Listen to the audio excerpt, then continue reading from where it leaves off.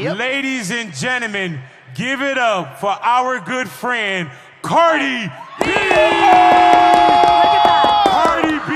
Hella!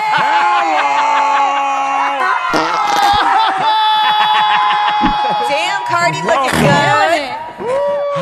How are you doing, my love?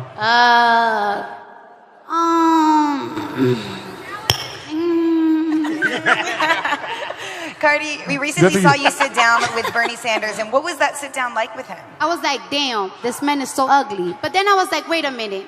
Why am I gonna take an advice from a bitch like you, a hoe like you, a stripper like you? Bitch, shut up.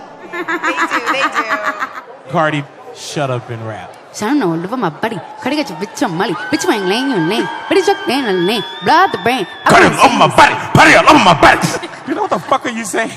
I'm not the most perfect person. Really? I'm a person that loves history, and I read a lot of things about terrorists trying to kill Mexicans. That's not normal, but whatever. I advocate my swag. Like, I got a lot of responsibilities, motherfuckers.